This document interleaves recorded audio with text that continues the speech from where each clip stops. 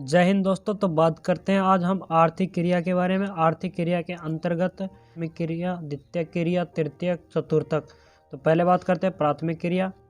मानव प्राकृतिक संसाधनों का सीधा उपयोग करके अपनी आवश्यकताओं को पूर्ति करता है, उन्हें हम प्राथमिक क्रिया कहते हैं। तो मानव जैसे कि प्राकृतिक संसाधन जैसे कि किसी भी लकड़ी, पेड़, जिनका सीधा उपयोग करके अपनी आवश्यकताओं को पूर्ति करता है, तो उसे हम प्राथमिक क्रिया कहते हैं। इन व्यवसायों के प्राकृतिक संसाधन जैसे जलवायु, भूमि की बनावट, मिट्टी, वनस्पति आदि निश्चित करते हैं। तो सब प्राकृतिक संसाधन के अंतर्गत जलवायु, भूमि की बनावट, मिट्टी, वनस्पति आदि निश्चित करते हैं।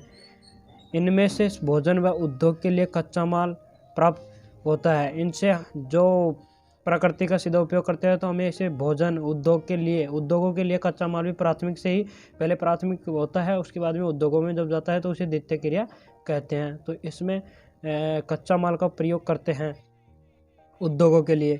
तो अब बात करते हैं प्राथमिक क्रिया। प्राथमिक क्रिया के अंतर्गत किन किन बातों पर ध्यान दिया जाता है, जैसे कि आखेट, संग्रहण, मछली पकड़ना, लकड़ी काटना, पशुपालन, कृषि, खनन। तो आखेट और शिकार प्राचीनतम ज्ञात प्राथमिक क्रिया, ये प्राचीनतम है। पहले जब पुराने ज़माने में लोग शिकार और संग्रहण, जो प्राचीनतम ज्ञात प्राथमिक क्रिया के अंतर्गत अति शीत व अधिक गर्मी क्षेत्रों में कम पूंजी की आवश्यकता होती है। जो अति शीत व अधिक गर्मी क्षेत्रों में, वहाँ पर धन की कम आवश्यकता होती है, निम्न तकनीकी ज्ञान की आवश्यकता, वहाँ पर ज्ञान की भी ज़्यादा और तकनीकी की प्रौद्योगिकी की सहायता भी कम होती है। भोजन अधिशेष नहीं रहता, प्रति व्यक्ति उत्पादन कम होता है। अब बात करते हैं भोजन संग्रह के वैश्विक क्षेत्र। तो उच्च अक्षांशीय क्षेत्र के अंदर उत्तरी कनाडा, उत्तरी यूरेशिया, दक्षिणी चिली, और निम्न अक्षांशीय क्षेत्र के अंतर्गत Amazon basin, Congo basin, Australia, और दक्षिणी पूर्वी एशिया आंतरिक भाग। और अब बात करते हैं चिकल एक प्रकार का चबाने वाला गोंद होता है। यह जोपेटा वृक्ष के दूध से प्राप्त होता है। ये चिकल गोंद होता है जो, और इसको चिकगम बनाने में भी यूज किया जाता है इस चिकल को। और प्राथमिक, जिसमें आखेट और संग्रहण की अब हम बात करते हैं। आधुनिक समय से भोजन संग्रह के कार्य का व्यापकीकरण।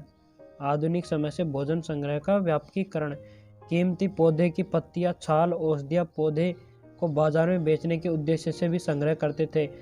किसी भी कीमती पौधों की पत्तियां, छाल, औषधियां पौधों को बाजार में बेचने के उद्देश्य से भी संग्रह करते। तो हम बात कर रहे थे पौधे। तो पौधों को विभिन्न भागों का ये उपयोग करते हैं, जैसे छाल के कुनेन चमड़ा तैयार करना, छाल से कुनेन चमड़ा तैयार करना, पत्तियों से पेय पदार्थ, दवा या शक्तिवर्धक पदार्थ बनाना, रेशों से कपड़ा बनाना, तने से बाल्टा गोंद, जो गोंद होता है, वह बनाना। विश्व स्तर पर भोजन संग्रहण का अधिक महत्व नहीं है। इनसे प्राप्त उत्पाद विश्व बाजार में प्रतिस्पर्धा नहीं कर सकता। कृत्रिम उत्पादों ने इनका स्थान ले लिया है। बात करते हैं पशुचारण। पशुओं को पालतू बनाकर चराना ही पशुचारण कहलाता है। पशुओं जिनको पालतू अपन पालकर बनाते हैं, उसे पशुचारण कहते हैं। जैसे पशुचारण दो प्रकार के होते हैं, चलवासी पशुचारण, वाणिज्य पशुधन पालन। तो अब बात करते हैं जीवन निर्वाह व्यवसाय। चलवासी पशुचारण की बात करते हैं तो जीवन निर्वाह व्यवसाय, पशुचालक चारे व पानी की खोज में एक स्थान से दूसरे स्थान पर घूमता है। मौसमी प्रवास इसे कहते हैं, जो निम्न प्रजाति द्वारा गुजर, बकरवाल, गड्डी आदि प्रजातियों द्वारा यह व्यवसाय किया जाता है। प्राकृतिक रूप से पाले जाते हैं। इनको प्राकृतिक रूप से पाले जाते हैं, जो पहले से ही भी पाले जाते थे। विशेष देखभाल नहीं की जाती है। इन पशुओं की ज़्यादा देखभाल नहीं की जाती है। एक समय में विभिन्न पशु रखते हैं। विभिन्न प्रकार के पशु भी एक समय में रख सकते हैं। उष्णकटिबंधीय अफ्रीका, गाय, बैल, सहारा व थार मरुस्थल, भेड़, बकरी, ऊंट, पर्वत, याक, लामा, ध्रुव, रेडियर, इन सभी को आदि को पाला जाता है।